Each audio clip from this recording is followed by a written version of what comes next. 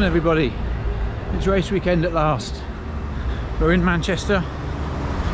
It's Saturday morning. I'm just heading across to Alexandra Park to tick the letter A off my parkrun alphabet.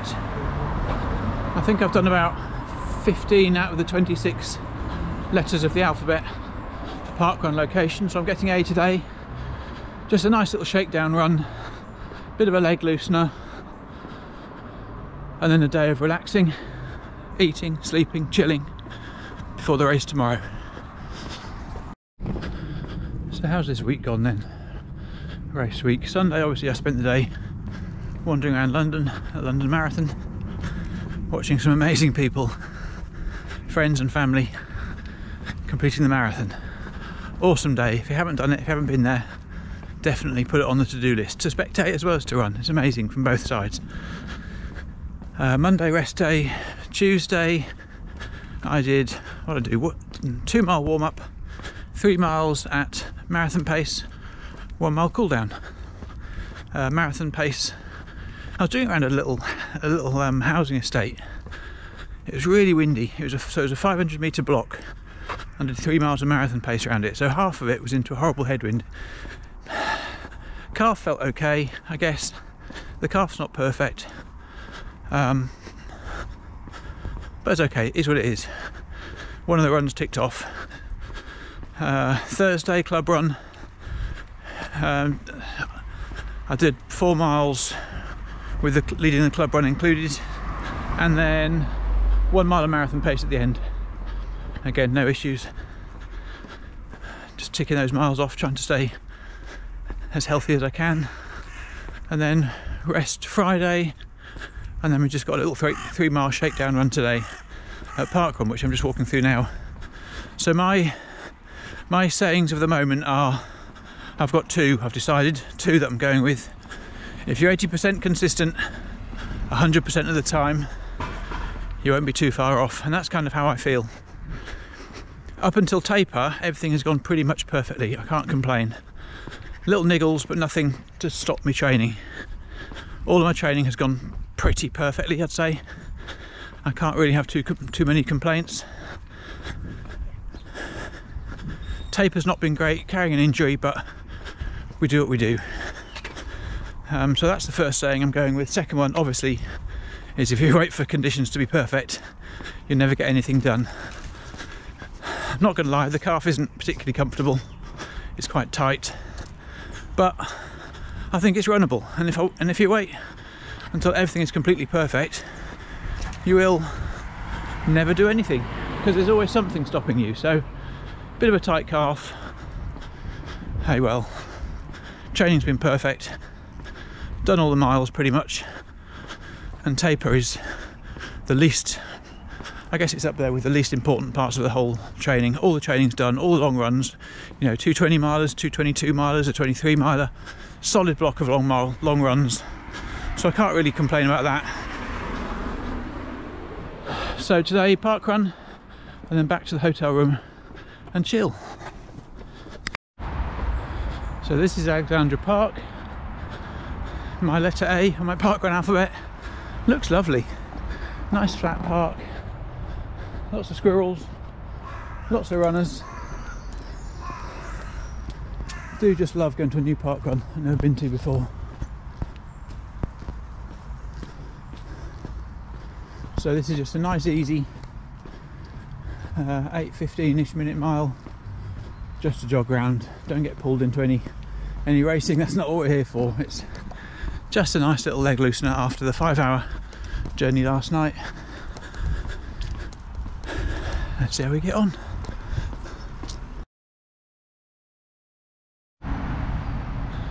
So parkrun all done. Lovely course here in Alexandra Park. Really nice. Totally flat, no wind. Just nice and easy round, 8:15 miling, 25 and a half minutes, I think. Just having a chat to a few other runners who are running tomorrow in the marathon. Really looking forward to it. So it's Saturday afternoon before tomorrow morning's marathon.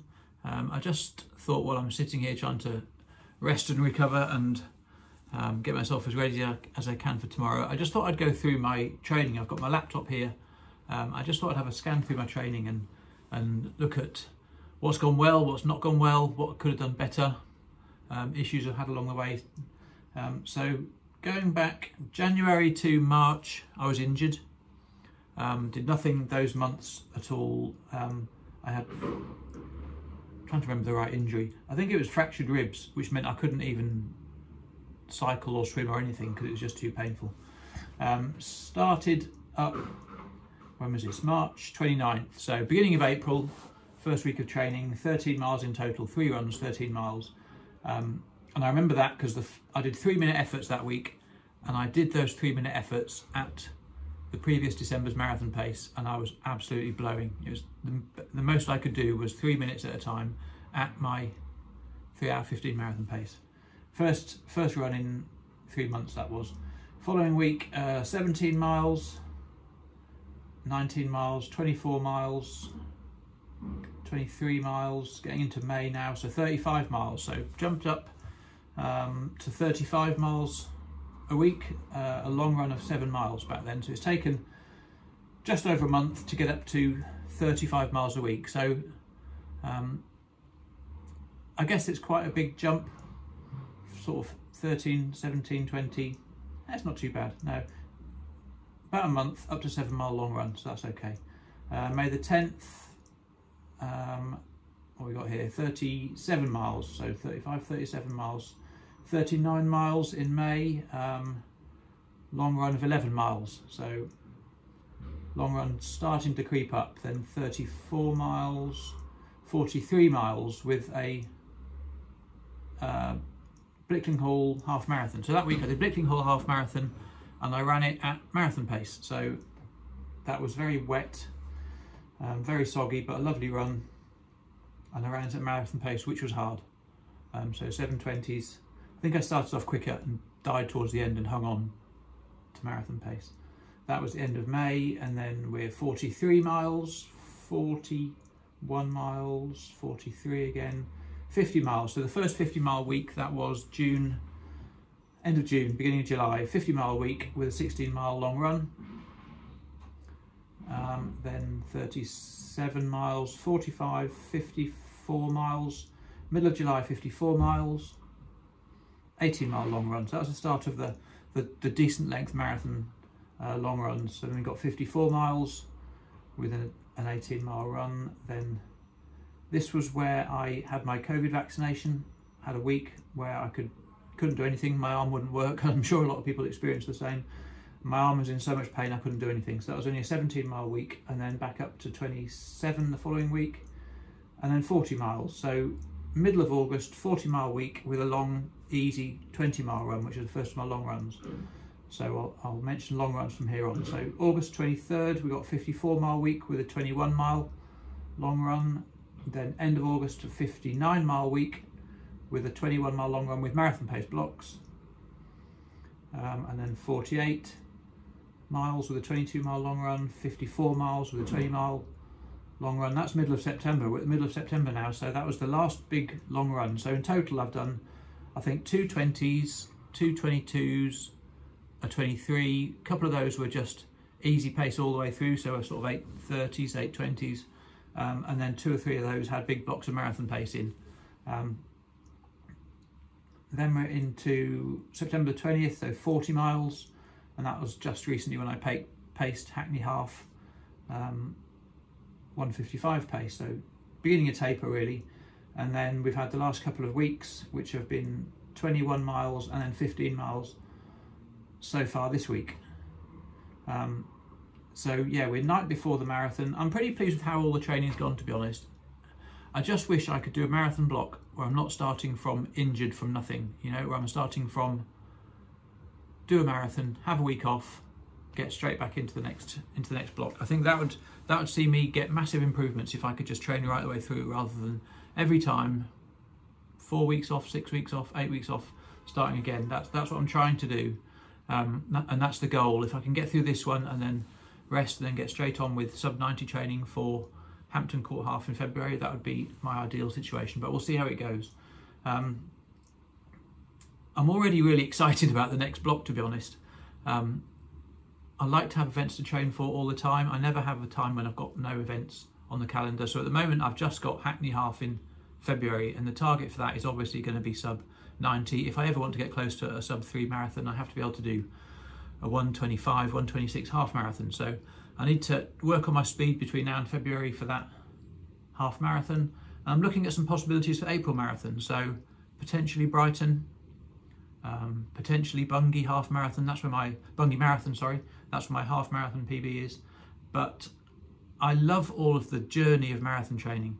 The marathon tomorrow, kind of terrifying because I've had this calf issue, but it is what it is, and whatever I come out of it with, I hopefully rest, recover, take a week off, and then start on the next journey.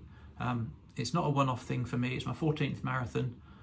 When I can no longer get quicker, I'll probably start doing ultras. I don't know where I am with triathlon at the moment. I'm not really sure. There are some I'd like to do, but I'm just totally immersed in the marathon running world at the moment, and absolutely loving the journey to get quicker. Triathlon in some ways is a lot about how much money you've got, how fast your bike is.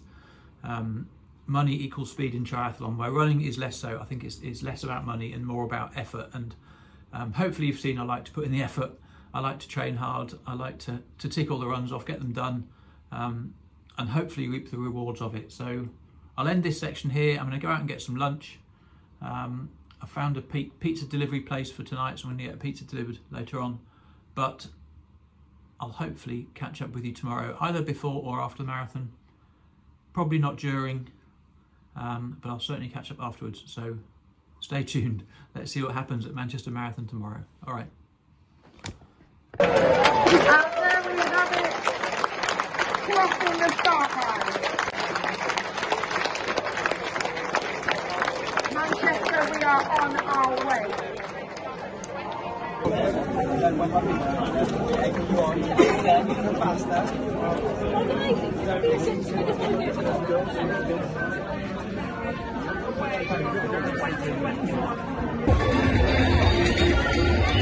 Okay, all finished. Pretty hideous, if I'm honest. All good until mile 16. Feeling fabulous, to be honest, on mile 16. Hit a bit of a hill, well, a lot of a hill. Hit a hill at 16 miles. My calf just squeezed up and wouldn't let go. It just from 16 miles onwards, my calf just couldn't move it, couldn't bend it. It just tightened up, and I just couldn't stretch it out. So I just had to run, walk, stretch, run, walk, stretch. It's so irritating. It's so annoying. I think it's still a official PB. I think I've got something like 3:25, which is I'm annoyed about. I'm so annoyed about it, but it's an official PB, so you've got to take the wins from these things, haven't you? It's an official PB. But my calf just tightened up, and that was it. Just couldn't run on it, couldn't stretch it out. And it was just a case of get down, get around, get done, get finished, pick up one of those and get done. All right, I'll end this here. I'll probably have a roundup once I've gathered my thoughts, but what was awesome, the support on the course was amazing. It was lovely to meet a few guys who watch the channel, which is amazing and really nice. But yeah, job done. We move. Next targets. So I've left Manchester now. I'm heading for home, which is about a 4-hour drive. Had something to eat, had a drink, had a bit of time to digest what happened today, have a think about it. I am frustrated, I am annoyed, I am wishing things would be a bit differently. That's the thing about marathon training. You can't just go and do it again the next week. You know, you have this big block of training, all focused on that one day, and if it doesn't go how you want it to go, you've got 5 months before you can do it again.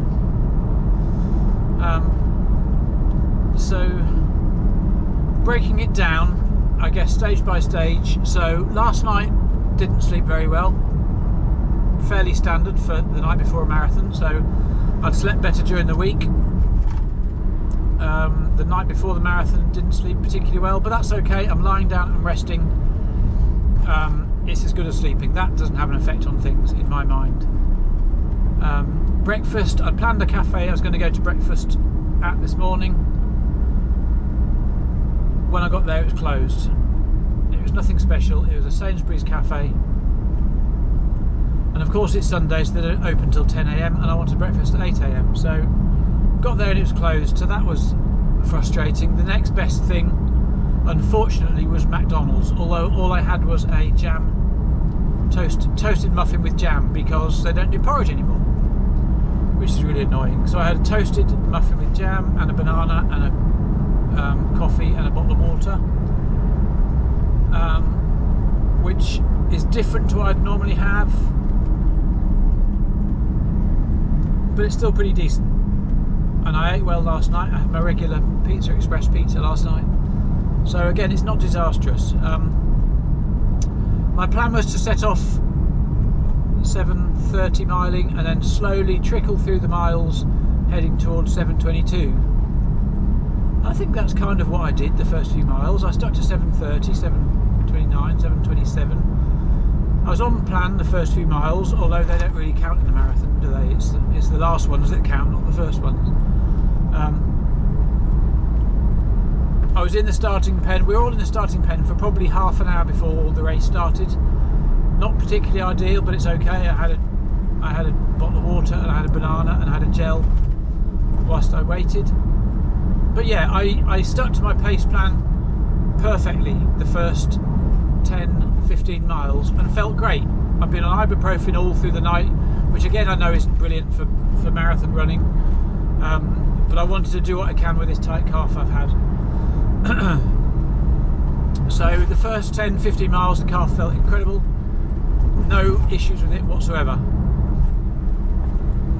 Then about 16 miles we went over a flyover and then turned the corner and went up a fairly big hill for a Norfolk lad. Fairly big hill into one of the suburbs of Manchester. And instantly as I went around the corner and up this hill, I felt my calf just tighten up, just like a brick. Not painful, just like a brick inside my leg. And I noticed it, and I naturally eased off a little bit.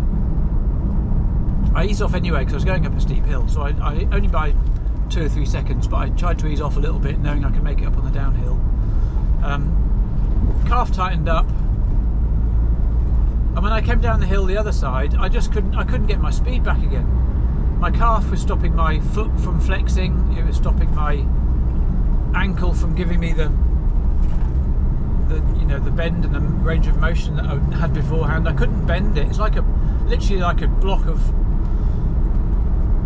a brick, or just a lump inside my leg that just wouldn't bend for my ankle. And I couldn't push to get my speed back again. And the more I tried to push to get my speed back again from 16 miles onwards, my quads then started tightening up. Maybe it's just because I was changing things. I got on my gels about a mile early. The plan was 8, 12, 16, 20. I did those at I think 7, 11, 15, 19. But that didn't matter. By the time I got to 19 miles, I couldn't get my pace back again. My calf was locked up, my quad started locking up, and it had all pretty much gone to hell, to be honest. And then the last few miles, my head dipped. Mentally I was struggling, annoyed with myself, watching myself slow down, and I couldn't do anything about it. So my head went, and that was it. It was just a case of just get through the miles and get done. And I finished with 3:25, which is actually an official PB, although it didn't feel like it because I've done 3:15 in training. So it's an official PB. So I've got to take the positives from that, although I'm struggling to be honest. I know I can do 3:15. The pace for the last 6 miles just killed me. I was done. It was awful. I hated it. But you know, mentally you just have to tell yourself just to keep going and just to keep getting through the miles and just get to the finish line. There's no point stopping at 20, 22, 23 miles and have a DNF. Just get it done. Met up with my friends at the finish line, and whilst I waited, one of the things that was absolutely lovely today was the number of people who watched the YouTube channel, who came and spoke to me and asked me how it'd gone, and oh, that is so lovely. Honestly, that is so nice. It makes such a difference, and it makes it all worthwhile carrying the camera around with me. So if you're one of those people that came and spoke to me, I really mean it. Thank you so much. It made such a difference. I chatted afterwards to a guy. I chatted before the race to another guy who watched the videos. In the middle of the race, spoke to a couple of people who again watched them. It was lovely, and that means so much to me, so thank you for that.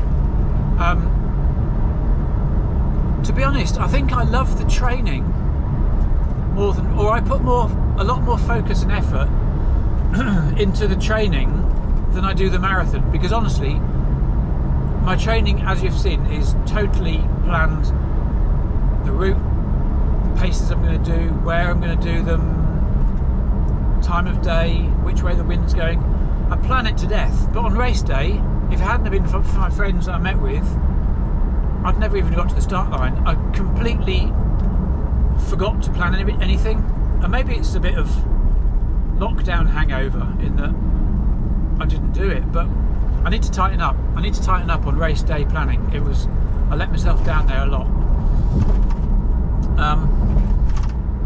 But I put a lot more focus into the training than I do race day. So that's something to take away from it straight away.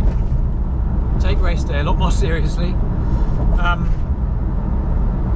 So the plan now, a week off, week of recovery, and then I'm really looking forward to the next block. And how I'm going to get there. So the next race I've got planned is February, so 4.5 months away, and that's a half marathon along the Thames path, Hampton Court, that sort of area. So it's a half marathon, 4 months time. Sub 90 is obviously the target, so I'm going to have a week of rest. Then I'm going to do during this week of rest, I'm going to do a video about how I'm going to get to my sub 90 goal, because that in February will then lead back into the next sub 3:15 marathon block. I might choose a race by then, but we go again. I'm always hunting the next race, the next targets, things like that. Totally committed to getting quicker before it's too late. Over 50 now, but I know I can get a lot quicker, so we keep going. We do it all again. But thank you so much for your support. Thank you to everyone who came and spoke to me. Thank you for all the comments. It makes such a difference, and I'm really grateful to every one of you. So next video coming out next week, but I'll end this one now and I'll carry on my long journey home. Hopefully might have a few food stops on the way. Thank you very much. See you on the next one. Cheers, bye.